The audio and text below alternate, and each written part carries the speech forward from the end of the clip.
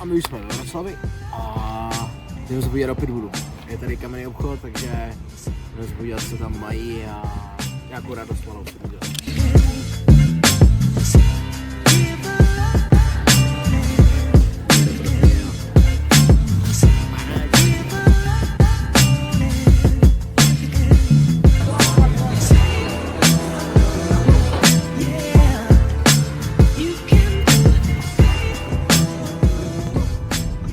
Hello přátelé, zdravím vás a to u mého dalšího vlogu. Je to trošku netradiční, vlastně, jak víte, necelý měsíc zpátky jsem měl zápas v O2 aréně a vzniklo tam parádní video, kdy vlastně původní myšlenka byla taková, že od jednoho mého známého mě bylo nabídnuto, zda bych jsem nechtěl něco natočit. Takže myšlenka byla taková, že bych jsem chtěl mít krásnou vzpomínku na to. Jo, prostě autůčko, velký zápas, zatím největší zápas mojí kariéry, co se týče nějakého mainstreamu a sledovanosti.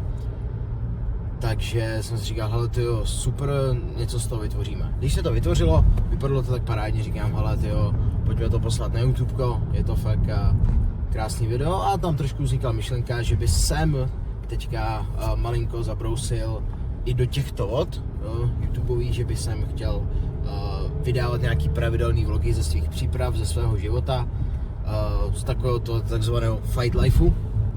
Takže budu klidně velice rád, když mě do komentáře nebo klidně do nějaké osobní zprávy napíšete, zda to je dobrý nápad, co si o tom myslíte. Klidně mě napište, co by vás zajímalo, co byste chtěli vidět, abych natáčel z takzvaného toho fight lifeu a já se chci furt držet takové té prvotní základní myšlenky, že to chci dělat hlavně jako pro zábavu a pro sebe, abych prostě jednou i měl na co vzpomínat. Dneska nás čeká výlet. Jedu do Vroclavy, chtěl bych vám trošku ukázat tak nějak, jak prožívám svoje volné chvíle. Teďka máme nějakých vlastně 25 dní, 26 dní od mýho zápasu. Už se malinko vracím do nějakého tréninkového tempa. Ale ještě to je hodně takovej ten leden, jak jsme řešili s Patrikem ve Fight and Talk News, že se chci vyhnout vlastně úderům na hlavu, tvrdým tréninkům, sparingům i takovým nějakým jako těžším kondičním věcem, protože vlastně v té přípravě na to O2 arénu jsem byl 12 týdnů, fakt jakože ve dvoufázových trénincích od pondělí do pátku, v sobotu tvrdý fyzický tréninky, sparingy, takže potřebuju, aby to tělo teďka nabralo co největší sílu. Teďka zpětně, když už jsem tak nějak jako zahojený, jak na srdíčku, tak i na těle, tak bych se k tomu chtěl ještě malinko vyjádřit a říct tomu krátce nějaký svůj pohled. Co se týče samotné celé přípravy, byla skvělá, tak jakože musím začukat, že dlouho se mi nepovedlo, abych takhle v přípravě se cítil dobře a bez zranění. Vždycky každý zápasník, když jdete do zápasu, tak máte prostě nějakou bolístku. Ať už to může být nějaká blbost v podobě zatrhlého nechtu, který se vám v finále strašně zanítí a je z toho být problém, anebo i fakt jako přes kolikrát nějaký vážnější trable, tak já musím říct, že fakt bylo všechno jako super. Jediný co, tak byl trouble, já jsem vlastně po 2 letech šel 66, protože vždycky jsem měl předtím nějaký zápasy catchweighty, bylo to z důvodu toho, že třeba nebyl nalezený soupeř a zápas se řešil na poslední chvíli, bylo to z důvodu toho, že se mi třeba měnili soupeři, takže vlastně jsem trošku, nechci říct, že jsem začal pozdě dietovat, měl jsem na dietu nějakých se vším všudy 10 týdnů, ale bylo to tak, že když by se v té dietě něco seklo nebo zastavilo, což se samozřejmě stalo, tak nebyl ten prostor na tu změnu. Takže určitě, co si chci do příští přípravy odnést, je to, že začnu fakt jako s dietou klidně 13-14 týdnů do zápasu.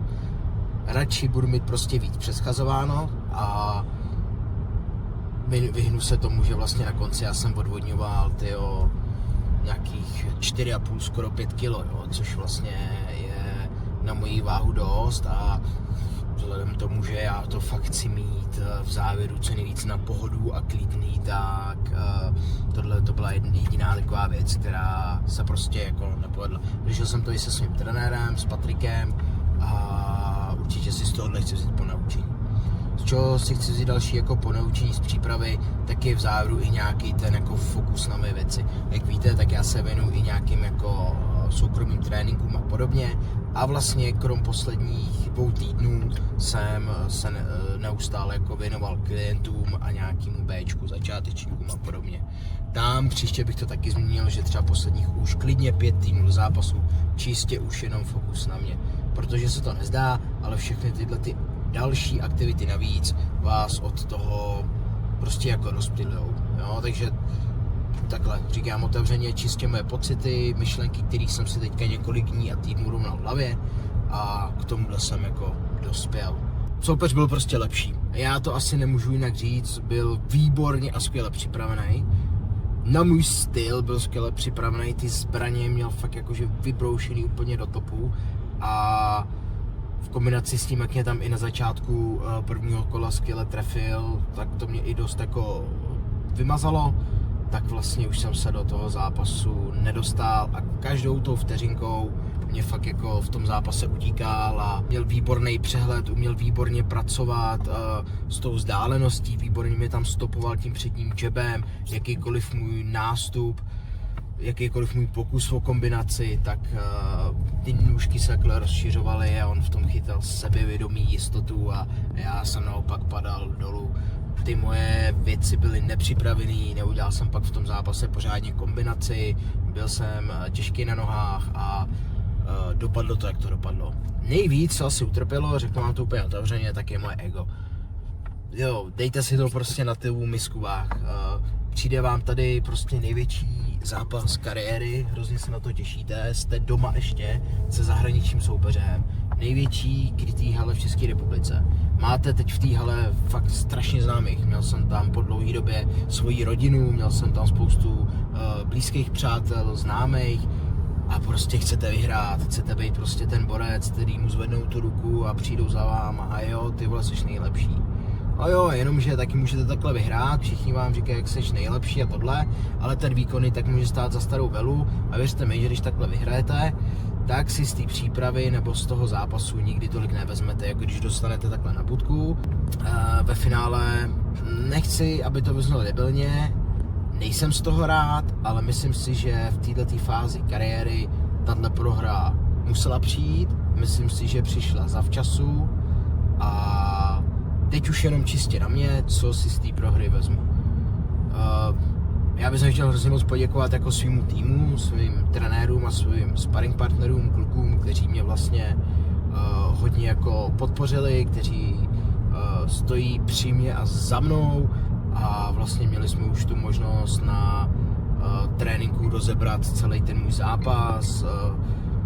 Patrik vlastně, jakožto můj hlavní trenér, má na tohle neuvěřitelný cit a neuvěřitelný oko, takže jsem vděčný, že ho vlastně mám a rozebrali jsme to fakt jako do šroubku, do moky, detailu, takže já teď přesně vím, na čem mám pracovat, v čem jsou mé největší chyby a teď už to je čistě na mě, jak se k tomu postavím, jak na tom budu dělat a jaké přijde zlepšení. Takže asi o tomhle už nemusíme víc mluvit a teď je řada na ty činy a na tu pořádnou jako, nechci říct dřinu, protože myslím si, že zatnout zuby a zamakat umí každý, ale v mém případě se opravdu musím vrátit k základním věcem, ať už to je dobrý footwork, ať už to je práce se vzdáleností, takový ty fakt jako tréninky, který vás úplně jako nebaví, protože si vemte, je to fakt jako souboj sám se sebou, už máte tady prostě profesionální smlouvu v oktagonu a to ego vám tam furt hází, že už jste ten jakože velký zápasník a tohle a vlastně najednou se musíte vracet úplně k důležitým základním věcem, jo, je to takovej kolikrát souboj v hlavě, ale právě když přijde ta prohra a pošle vás takhle dolů, tak je to dobrý v tom, že vlastně chcete, jo, že chcete tomu dát maximum a já jsem si plnohodnotně uvědomil, kde jsou teďka ty moje mezery, kluci, jak sparring partneři, tak trenéři mě ty moje mezery potvrdili, rozebrali jsme to a teďka jdeme na to pracovat, takže já se na to obrovsky těším a do další přípravy zase budu o něco lepší a tyjo, těším se hrozně na tu cestu, takže určitě ji sledujte a tak. No a dost kecání a žvanění. Jestli vás něco ještě zajímá, klidně mě to napište do osobní zprávy do komentáře, jak jsem zmiňoval, dejte mi klidně i vědět tu tematiku, o čem točit, o čem se bavit a my už se teďka jdeme věnovat mýmu recovery dnu, takže výlet do Vroclavy a já už se těším na nějaký dobrý jídlo. No a my už jsme ve Vroclavi a jdeme se podívat do Pitwoolu. Je tady kamenný obchod, takže jdeme se podívat, co tam mají a nějakou radost toho se udělat.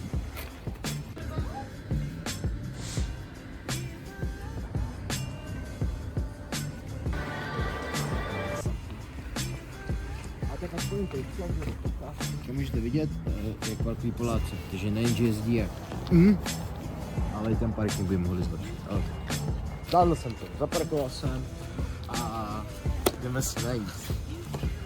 Jinak taková malá vsuvka z cestování s Jirkou Kolbabou. Pokud v Vroclavě máte takovýhle trpaslíky. Pointu nevím, ale myslím si, že se zde nich dá nějak trasovat, tak nějaká trasa jsem vyšší, dobrý. Jinak napsal jsem svý nejlepší kamarádce, a to je umělá inteligence, abychom nekecal s těma trpaslíkama. Tak jsou po Vroclavi, jich celkově až přes 400 kusů. A je to symbol svobody, bylo to vlastně za komunismu, to vzniklo. A abych vám to řekl přesně, v 80. letech působilo ve Vroclavi opoziční hnutí Oranžová alternativa, když režim přelámovával protivládní grafity, aktivisty na ta místa začali malovat trpaslíky. Byl to chytrý, nenásilný protest, se kterým si režim nevěděl rady. A nyní ty trpaslíci jsou po celé Vroclavi, která víc než 400, každý trpaslík něco symbolizuje a vlastně v dnešní době lidi hledají, fotí se s nima a je to takový hezký prostě místo. Takže kamarádka AI doporučuji. Zrovna tamhle jeden na mě kouká a zrovna se nějaký pán s ním fotil, takže jo, jakože dává mi to smysl, že jdete se tady, přesně to centrum té Vroclavy, fakt jako nádherný a procházíte se tady a dáte si takový challenge, připomíná mě to něco třeba jako je keška a budete si prostě hledat tady trpaslíky, tyjo, dovedu si to představit, zabavit třeba nějaký klidně už i větší dítě, 7-8 letý, když bylo to chytlo, proč ne? Tak to máme v sobě a jo, výborné. A jinak abych se nějak vrátil k té myšlence, vlastně nějak odpočívám a tak vždycky takhle naplánuji někam výlet, ideálně s rodinou a nechám to hodně jako stričkový náhodou, no, že tak jako spontánně vymýšlím, stačí mě fakt jako nějaké jako historické město, příroda, procházka, výletíček. Prostě tohle tady je jako taky velice v pořádku, já miluju sladký, dieták si to hodně jako nahrazuje, už mám nějaký vytvořený jako svoje jídla, které mi tam zapadají a nahrazuju si ty dobroty a když můžu, tak to, ale tady s bráchou, takže vždycky pomůže, nebudu na to sám. Co ještě jako musím říct, a je skvělý, co mám rád jako obecně na Polsku, jaký tady mají gastro, jakože nevím čím to je, ale prostě mi osobně přijde, že Poláci nám v tom extrémně takhle a jakože tady fakt máte na každém rohu, tyjo, kavárnu, cukrárnu, stejkárnu, hambáče a prostě kamkoliv tady přijdete, tady po Vroclavi fakt znám a naštěl jsem spoustu podniků na jídlo. Tak prostě všude to bylo, šel jsem do řecký, fakt jsem si připadal, jak jsem v Řecku. Jsem do italský, fakt jste dostali prostě suprovou pizzu a pastu, jak jste byli fakt v Itálii, že to tady nalejbávají výborný porce, suprový ceny a takhle by to mělo být, takže v tomhle to budu. Klidně mi napište, co si to myslíte, jestli plácám sračky, nebo to tak je. A tak. Jinak tady jsem našel dalšího trpaslíka, že už mám 4.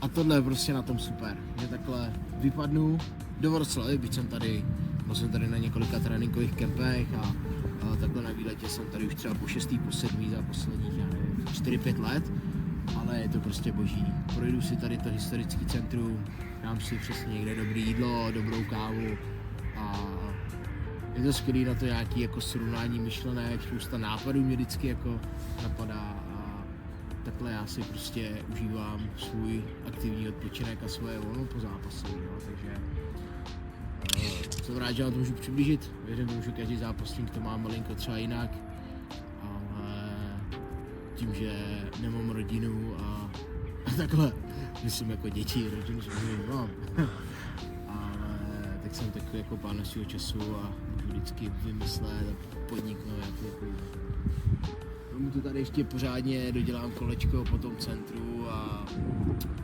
že se mě začíná hledat nějakých hledíček.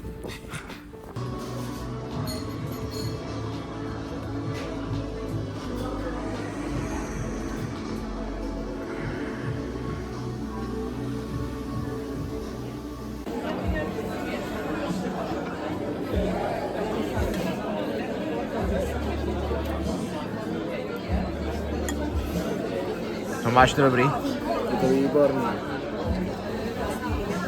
Přátelé, a já už se blížím zpátky domů k českým hranicím, takže doufám, že jste si užili ten vlogísek. Bylo to takový videjko, kde jsem vám chtěl fakt jako nastínit a přiblížit, jak vypadá zhruba můj odpočinkový den, který mám teďka po zápase takhle.